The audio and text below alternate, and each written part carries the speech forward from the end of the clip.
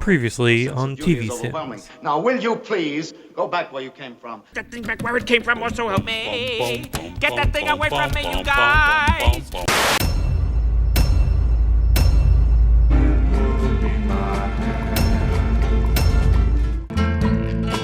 Moody song plays over slow motion imagery related to the show during the opening credits cliche. Also, 97 seconds of opening credits? Listen, if you can't do it in 60, save us all the trouble and just flash warning, pretentious bullshit ahead at the start and be done with it. Is this a found footage show? Does it take place in the Cloverfield universe? Come to think of it, that would explain so much about Matthew McConaughey's performance.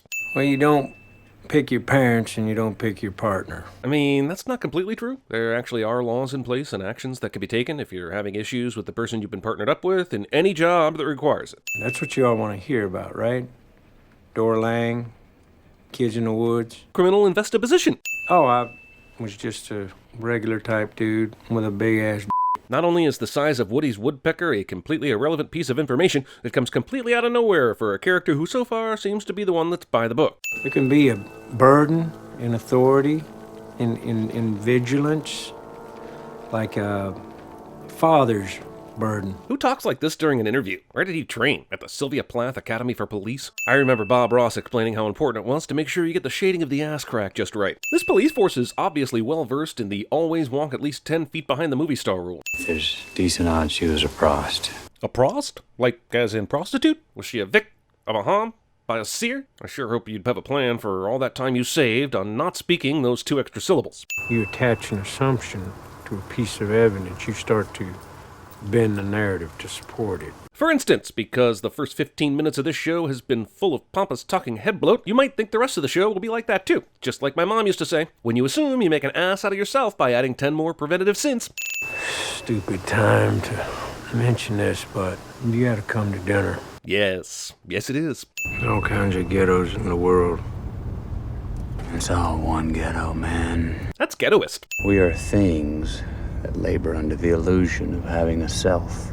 This accretion of sensory experience and feeling. Dear God, this show is like pretentiousness had sex with Merriam-Webster and gave birth to a Tarkovsky movie. McConaughey rides around contemplating weird shit in cars more in this show than he did in all those Lincoln commercials. Gratuitous Monahan ass is gratuitous. Why'd you come to bed? White men can't hump? Come to the new and improved Urath Strip Mall, complete with a functional coroner's office. Where else can you bask in the smell of Auntie Anne's pretzels and embalming fluid at the same time?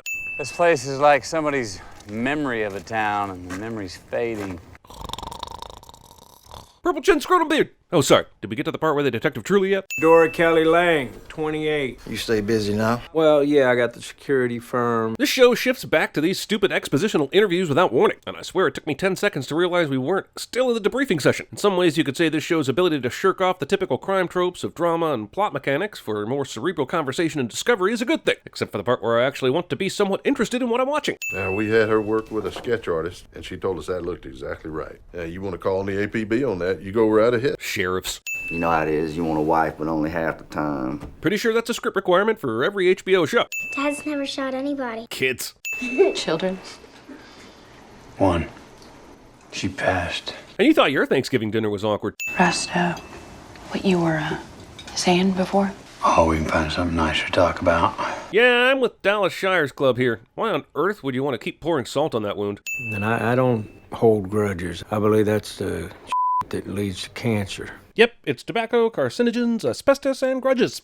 But why am I talking about dinner?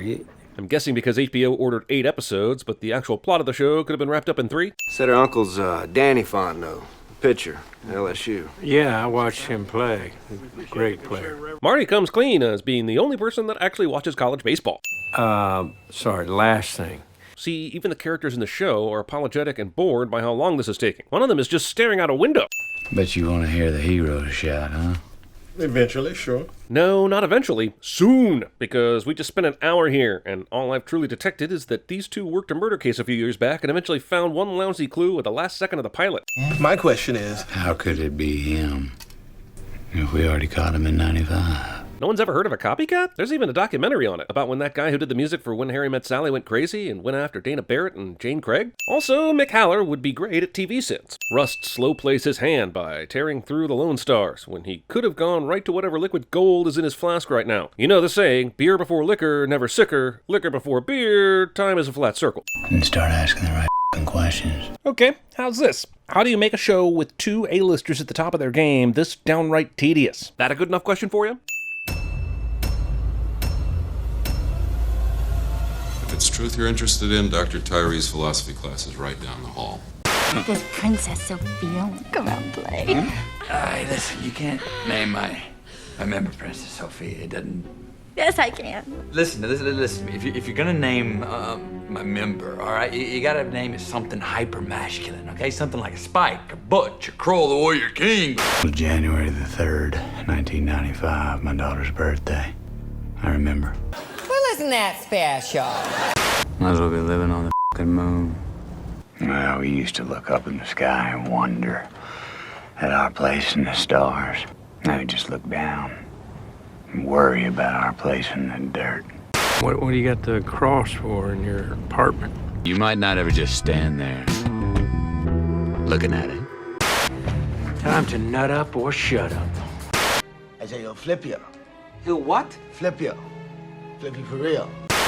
Oh, be right back. I'll be right back. When do we get our money, Daniel? Aren't you a healer and a vessel for the Holy Spirit? When are you coming over and make my son here again?